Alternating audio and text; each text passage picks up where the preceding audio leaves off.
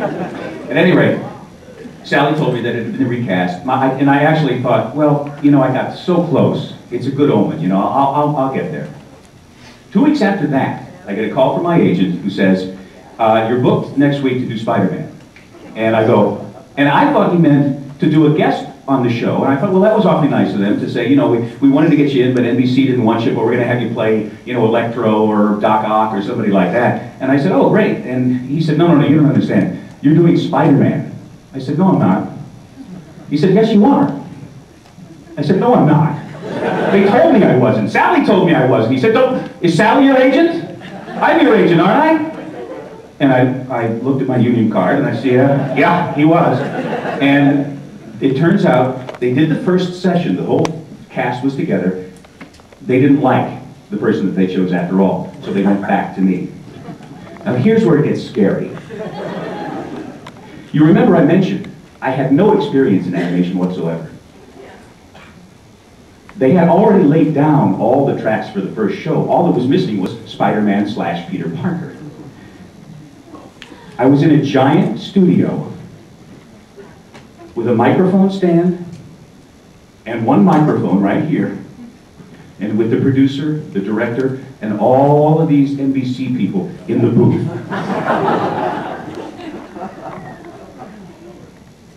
I should have tied a string to it because literally it right inside. I was scared to death. And I had to rely completely on Alan Dinehart, who was our great director on that, real character. He got me through it. We did all the lines discreetly, you know, and then they dropped them in later. Now you're further away. You're really angry. All right, I'm going to get you. Now you're really angry. I'm going to get you. Now you're really angry. Yes, I am. I'm going to get you. That's it. Print that one. That's good. Cool. I got through it, and then, of course, as we went along, I did get to stand next to Frank and Kathy, and I learned a whole bunch from Frank, who is probably the premier male voiceover actor still working today. Frank is in everything. The producers still continue to torture me, though, all the way to the 6th episode, where they go, you know, they're still not real sure. You know, this isn't like a lock, okay? And I'm like, guys, you know, that's what we need, yes. So finally, anyway, it all turned out fine. I got to be Spider-Man.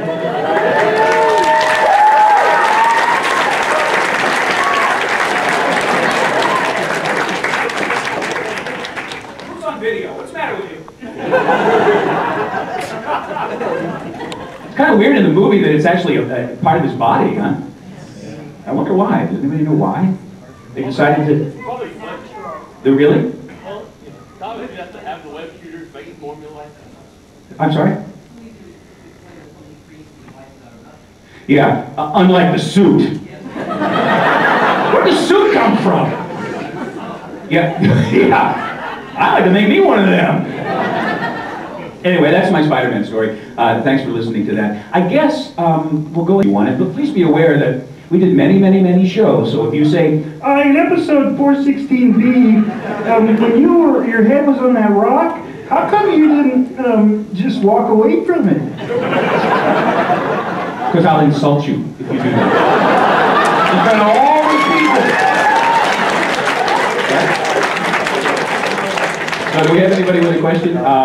Somebody way in the back just raised their hand, I think, first. I think there's microphones placed in the aisle if you step to those. Oh, we've got a runner here. It's our Phil Donahue clone. Hey, this could turn out like Jerry Springer. Do you think like a fight could break out here between, you know, I think the Autobots are the best. Oh, I like the Decepticons. Hello, my name is Matthew Higgins, and when you first started doing Bumblebee at the time? Not at all, no. I knew it was different from most of them because he was the smallest. And there was a lot of talk about, you know, in smallness there is strength and that kind of stuff, which was the message I think that they were trying to put there. So I had an idea that he was a little different, but no, not at all. And as a matter of fact, I was just talking to Pete Sinclair, who's one of the guys running this thing. I've heard William Shatner, not to put us in the same league, but I've heard William Shatner say the same thing. You know, it was a job that they did that grew enormous legs. And it's the same thing with Transformers. I did many shows during that time because, excuse me, and other for aspiring voice people, don't yell and scream like I do, because I'm not talking. You sound like Bill Clinton after a while. Anyway, see, Hasbro struck a real gold mine with this, obviously. So every toy company in the universe now was producing 65-episode shows. So it was a real golden time for voice actor performers, because there was so much work. And I did, shows like Sectars and Spiral Zone, and I don't know, and of course G.I. Joe. I was also on after I had done some Transformers.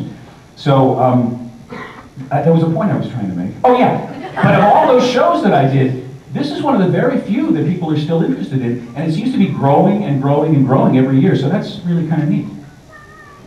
Anybody else? Well, here, right next to that guy back there. No, okay. Do you plan on doing any excuse me. Do you plan on... Please turn off your radio. Just kidding. Oh, that's what they say on the radio, because you get this. What, are you taping yourself asking this question? What kind of ego is this, I ask you? Turn the freaking thing around and tape me!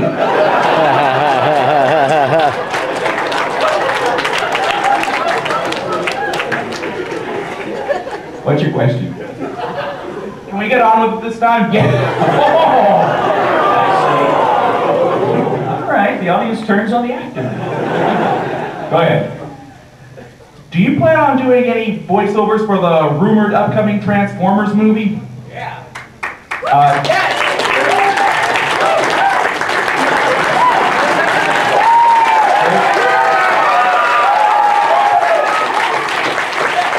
I think it would be great. Some of us are still alive. In fact, most of the original cast is, absolutely. I mean, I haven't been contacted by anyone. It's still in very early stages, I'm sure. They'll probably end up with Tom Cruise as Bumblebee. Okay, wait. How about Danny DeVito? Just paint him yellow, we can run around. Hey, Optimus, come here! So I don't think any of the original cast has been contacted. There's rumors going around, so we'll have to see. But I would love to. That would be so great. I see a lot of the other cast members around town, because we're still active, of course, in the voiceover community. I just saw, excuse me, Peter Cullen. In fact, I worked with him about a month ago on a spot for Wells Fargo Bank. So we see each other quite frequently. I see Corey all the time. He's so cute. Sometimes I take his nose and I go like this. It's fun to do that. If he ever comes to this convention, see if he'll let you do that. All right, any other questions? You've had your hand up for quite some time.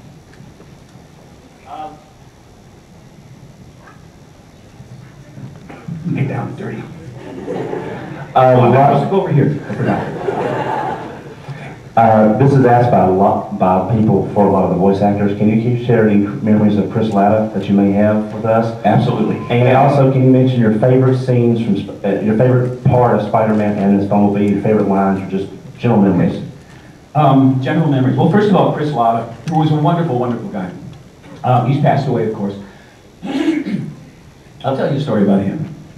He was, of course, Starscream. Great character job. I mean, awesome. I watched one of the episodes the other day with my wife, just to sort of jog my memory about stuff, and boy, Chris was really good. He used to sweat a lot. Chris did. And I used to pray that I didn't get put next to him. Because he's doing Starscream. And if you're standing next to him, like, the whole left side of you would be wet after the session. And you go and try to explain that, you know? Well, Chris sweated on me and he was flailing around and stuff. He was a very kind guy. He was a stand-up comic, too. I don't know if you know that. He was a very well-known stand-up comic around town, and it was really sad to lose him. He was a very sweet man. As far as, like, favorite lines, well, of course, for Spider-Man and his amazing friends, there's, "Spider friends, go for it!" And Bumblebee was just, there was a lot of stuff like, "Hey, Optimus,